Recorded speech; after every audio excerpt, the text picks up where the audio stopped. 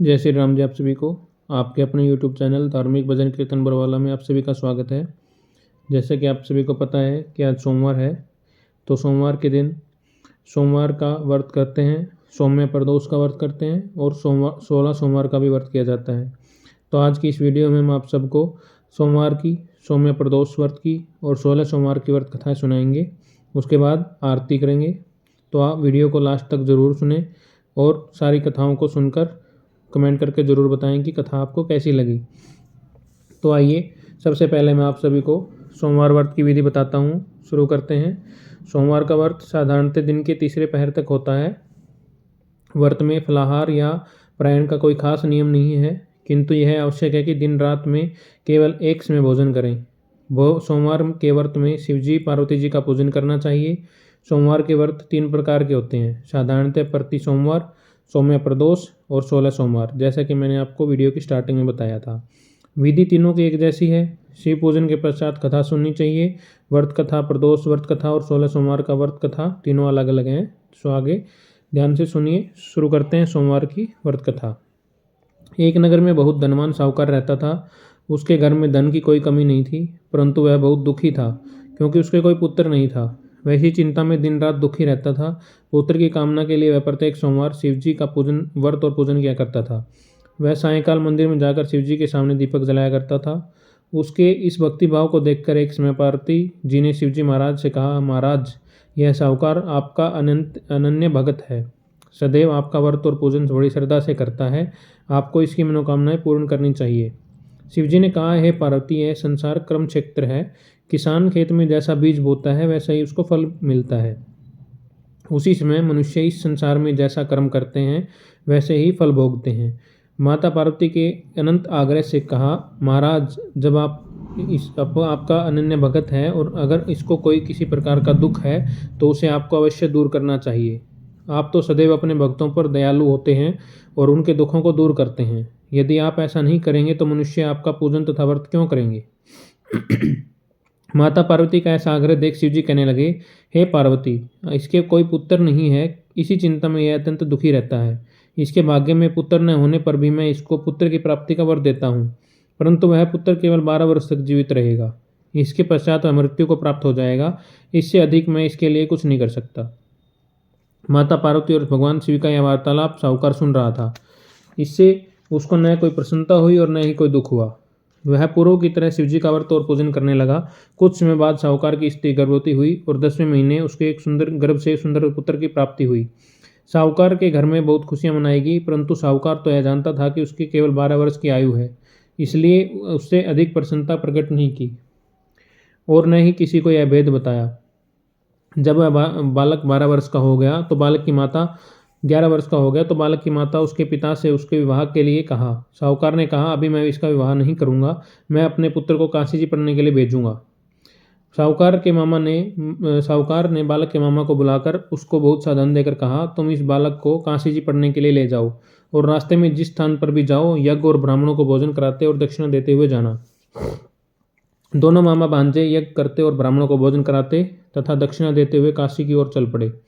रास्ते में उनको एक शहर पड़ा। उस शहर में के राजा की कन्या का विवाह था, परंतु जो राजकुमार विवाह करने के लिए आया था वह एक आंख से काना था। उसके पिता राजा को इस बात की बड़ी चिंता थी कि कहीं राजकुमार को देख राजकुमारी और उसके माता पिता विवाह में किसी प्रकार की अड़चन पैदा न कर दें। जब उसने अति सुंदर सेठ के लड़के को देखा तो मन में विचार किया कि क्यों न द्वारचार के समय इस लड़के के सेवर का काम चलाया जाए। ऐसा मन में विचार कर राजकुमार के पिता ने उस लड़के और उसके मामा से बात की। वे राजी हो गए। फिर उस साहूकार के लड़के को वर के कपड़े पहनाकर तथा घोड़ी पर बैठाकर कन्या के द्वार पर ले गई। तब सभी कार्य प्रसन्नता से पूर्ण हो गया। राजकुमार के पिता ने सोचा कि यदि विवाह कार्य भी इसी लड़के से करा लिया जाए तो क्या बुराई है। ऐसा विचार कर लड़के और उसके मामा से कहा, यदि आप फेरों और कन्यादान के काम को भी करा दें तो आपकी बड़ी कृपा होगी। मैं इसके बदले आपको बहुत सारा धन दूंगा। दोनों ने इससे सहर्ष स्वीकार कर लिया और विवाह कार्य भी बहुत अच्छी तरह से संपन्न हो गया। सेठ का पुत्र जिस समय जाने लगा तो उसने राजकुमारी की चुंदरी के पल्ले पर लिख दिया कि तेरा विवाह मेरे साथ हुआ है, परंतु जिस राजकुमार के साथ तुमको भेजेंगे वह एक आंख से काना है। मैं काशी जी पढ़ने के लिए जा रहा हूँ। सेठ के लड़के के जाने के पश्चात राजकुमारी ने जब अपनी चुंदरी पर ऐसा लिखा हुआ पाया तो उसने कान्हे राजकुमार के साथ जाने से मना कर दिया। उसने अपने माता पिता को सारी बातें बता दी और कहा कि यह मेरा पति नहीं है, मेरा विवाह इसके साथ नहीं हुआ है, जिसके साथ मेरा विवाह हुआ है वह तो काशी जी पढ़ने गया हुआ है। राजकुमारी के माता पिता ने अपनी कन्या को विदा नहीं किया और बारात वापस चली गई। उधर सेठ का लड़का और उसके मामा काशी जी पहुंच गए। वहां जाकर उन्होंने यज्ञ करना और लड़के से ने पढ़ना शुरू कर दिया। जिस दिन लड़के की आयु 12 साल की हुई उस दिन उन्होंने यज्ञ रचा रखा था। लड़के के माँ ने अपने मामा से कहा, मामा जी आज मेरी तबीयत कुछ ठीक नहीं है। मामा ने कहा, अंदर जाकर सो जाओ। लड़का अंदर जाकर सो गया। थोड़ी देर में उसके प्राण निकल गए।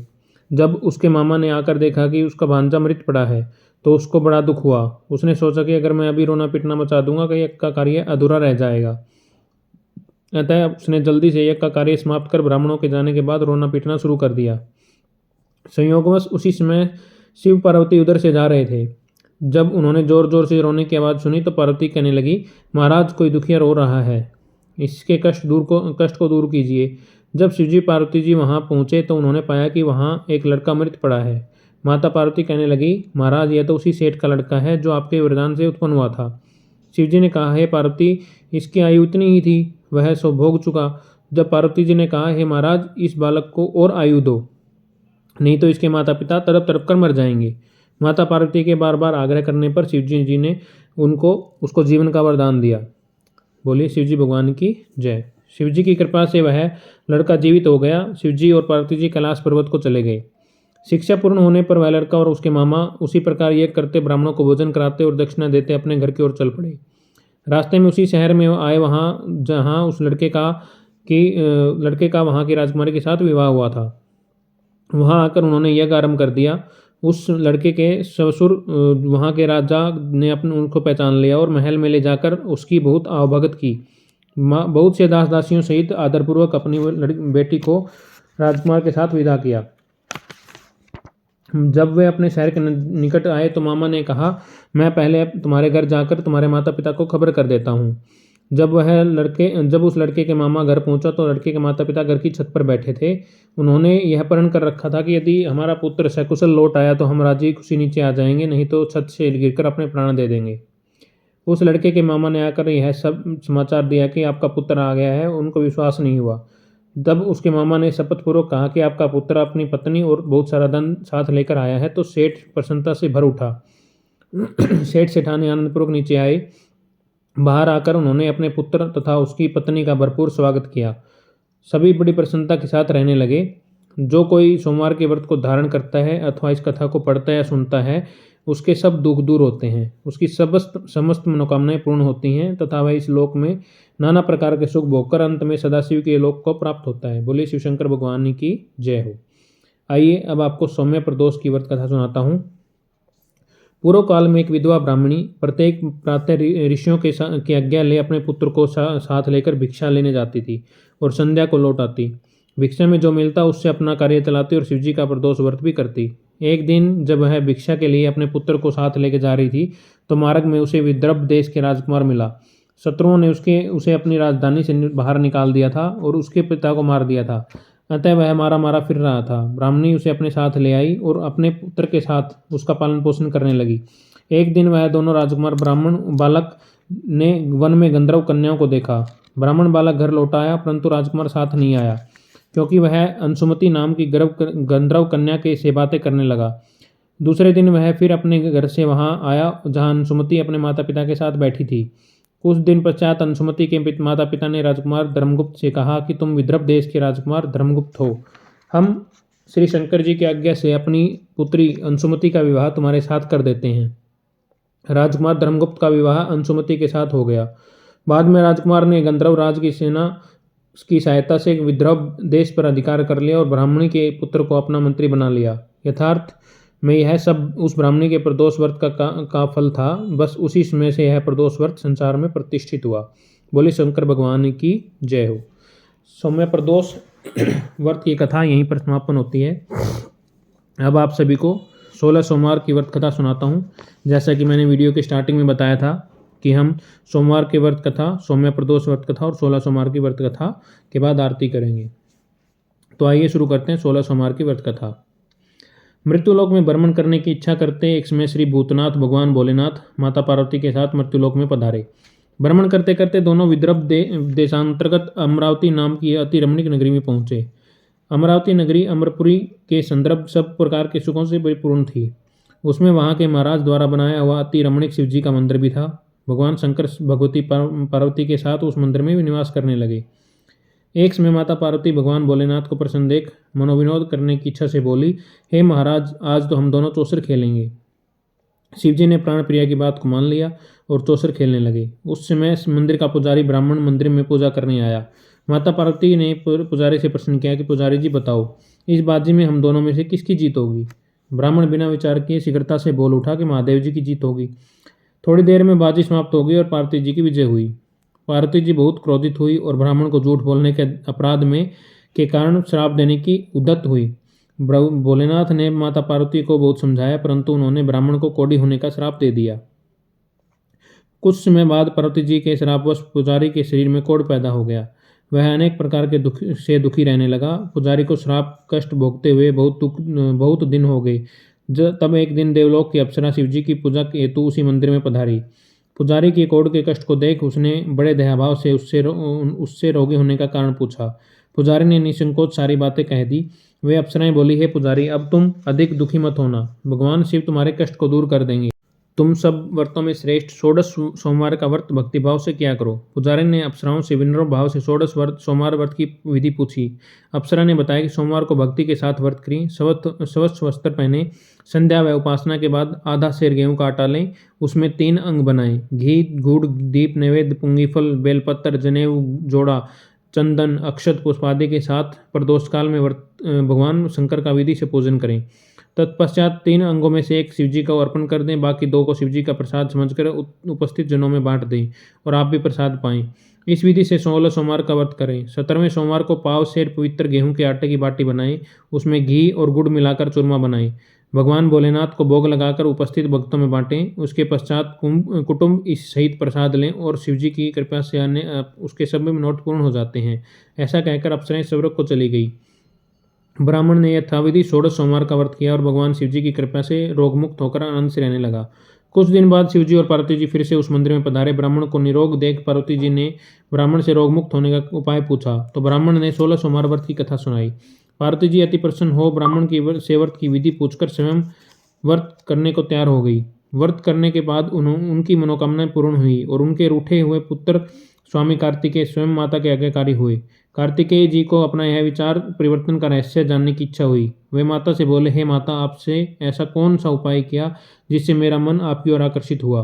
पार्वती जी ने वही 16 सोमवार की व्रत कथा को सुनाई।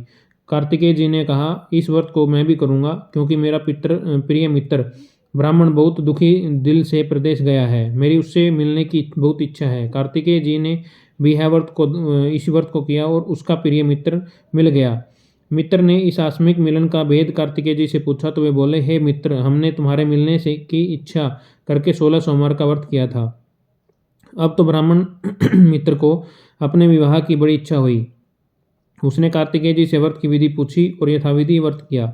व्रत के प्रभाव से जब वह किसी कार्यवश विदेश गया तो वहां के राजा की लड़की का स्वयंवर था। राजा ने प्रण किया था कि जिस राजकुमार के गले में सब प्रकार से श्रृंगारित हथिनी माला डालेगी, मैं उसी के साथ अपनी प्यारी पुत्री का विवाह कर दूंगा। शिवजी की कृपा से वह ब्राह्मण भी उस स्वयंवर देखने की इच्छा से राज्यसभा में एक और बैठ गया। नियत समय पर हथिनी आई और उसने जयमाला उस ब्राह्मण के गले में डाल दी। राजा ने अपनी प्रतिज्ञा के अनुसार बड़ी धूमधाम से अपनी कन्या का विवाह उस ब्राह्मण के साथ कर दिया। ब्राह्मण को बहुत सा धन और सम्मान देकर संतुष्टित किया। ब्राह्मण सुंदर राजकन्या पाकर सुख से जीवन व्यतीत करने लगा। एक दिन राजकन्या ने अपने पति से प्रश्न किया कि हे प्राणनाथ, आपने ऐसा कौन सा भारी पुण्य किया था कि जिसके प्रभाव से अथिनी ने सब राजकुमारों को छोड़कर आपको वरण किया। ब्राह्मण बोला कि हे प्राणप्रिय, मैंने अपने मित्र कार्तिकेय जी के कथानुसार 16 सोमवार का व्रत किया था, जिसके प्रभाव से मुझे तुम जैसी रूपमान पत्नी की प्राप्ति हुई। व्रत की महिमा सुनकर राजकन्या को बड़ा आश्चर्य हुआ। वह भी पुत्र की कामना करके व्रत करने लगी। शिवजी की दया से उसके गर्भ से एक सुंदर पुत्र, सुशील, धर्मात्मा और विद्वान पुत्र प्राप्त हुआ। माता पिता दोनों उस देवपुत्र को पाकर अत्यंत प्रसन्न हुए और उसका लालन पालन भली प्रकार से करने लगे। जब पुत्र समझदार हुआ तो एक दिन उसने अपनी माता से प्रश्न किया कि हे माता, तुम कौन सा व्रत एवं तप किया जो मेरे जैसा पुत्र तुम्हारे गर्भ से उत्पन्न हुआ। माता ने 16 सोमवार व्रत की कथा पुत्र को बताई। पुत्र ने जब सब तरह से मनोरथ पूर्ण करने वाले सरल व्रत को सुना तो वह भी राज्याधिकार पाने की इच्छा से हर सोमवार को यथाविधि वह व्रत करने लगा। व्रत शुरू होने के बाद उस देश के वृद्ध राजा के ने दूतों ने आकर उसको राजकन्या के लिए वर्ण किया। राजा ने अपनी पुत्री का विवाह ऐसे सर्वगुण संपन्न ब्राह्मण युवक के साथ करके बड़े सुख प्राप्त किया। वृद्ध राजा ने के दिवंगत हो जाने के बाद इसी ब्राह्मण युवक को सिंहासन पर बैठाया गया, क्योंकि दिवंगत राजा के कोई पुत्र नहीं था। राज्य का उत्तराधिकारी होकर भी वह ब्राह्मण पुत्र 16 सोमवार का व्रत करता रहा। जब 17वां सोमवार आया तो विप्र पुत्र ने अपनी प्रियतमा से पूजन सामग्री लेकर शिव पूजा के लिए शिवालय में चलने को कहा, परंतु उसकी पत्नी ने उसकी आज्ञा की परवाह नहीं की। दास दासियों द्वारा सब सामग्रियां शिवालय भिजवा दी, परंतु आप नहीं गई।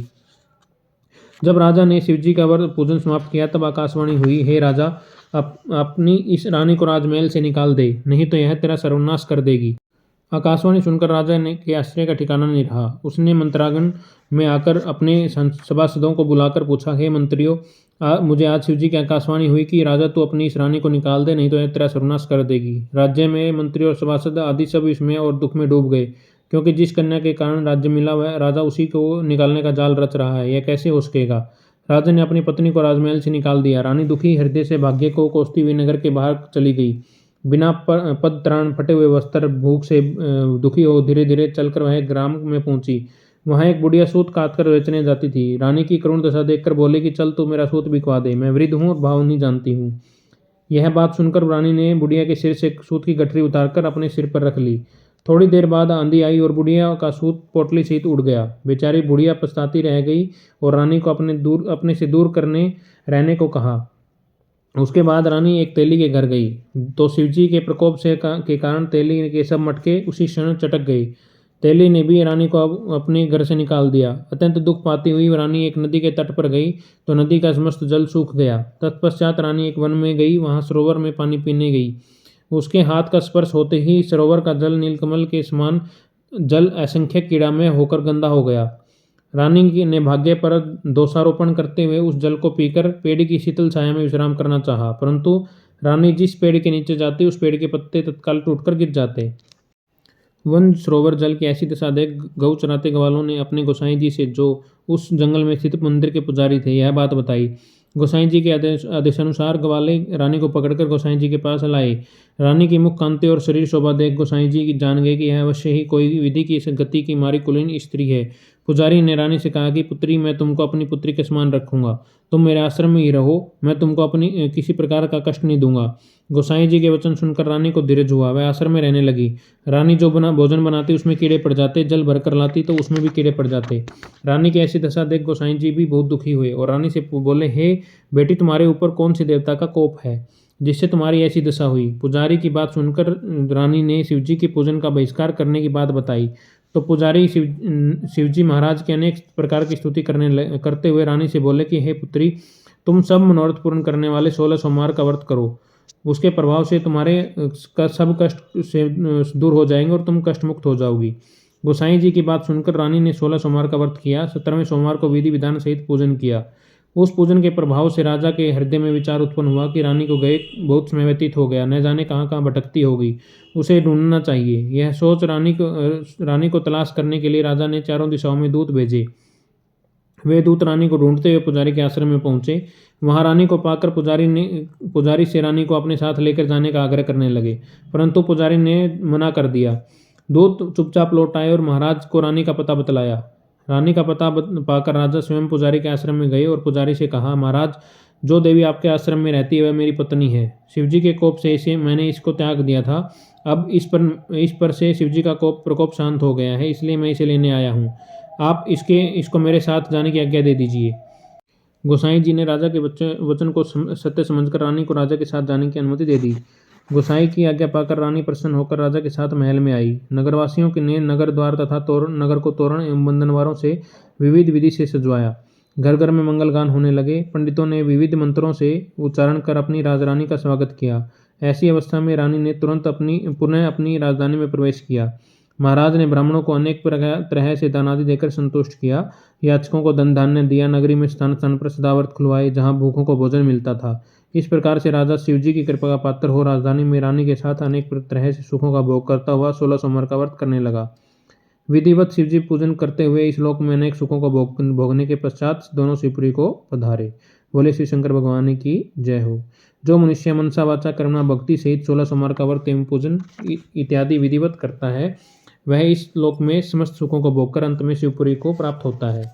यह सब व्रत सब मनोरथ को पूर्ण करने वाला है। बोले श्री शंकर भगवान की जय हो।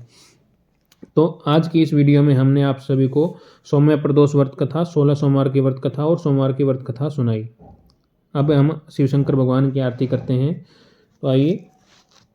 ओम जय शिव ओमकारा स्वामी जय शिव ओमकारा ब्रह्मा विष्णु सदा शिव अर्धांगिरीधारा। ओम जय शिव ओमकारा एकानन चतुरानन पंचानन राजे स्वामी पंचानन राजे हंसानन गरुड़ासन वृषवाहन साजे। ओम जय शिव ओमकारा दो भुज चार चतुर्भुज 10 भुज ते सोहे स्वामी 10 भुज ते सोहे तीनों रूप निरखता त्रिभुवन मन मोहे। ओम जय शिव ओमकारा स्वामी जय शिव ओमकारा अक्षमाला वनमाला मुंडमाला धारी स्वामी मुंडमाला धारी त्रिपुरारी कंसारी करमाला धारी। ओम जय शिव ओमकारा श्वेतांबर पीतांबर बागंबर अंगे स्वामी बागंबर अंगे सनकादिक ब्रह्मादिक भूतादिक संगे। ओम जय शिव ओमकारा स्वामी जय शिव ओमकारा कर में श्रेष्ठ कमंडल चक्र त्रिशूल धरता स्वामी चक्र त्रिशूल धरता जग करता जग हरता जग पालन करता। ओम जय शिव ओमकारा स्वामी जय शिव ओमकारा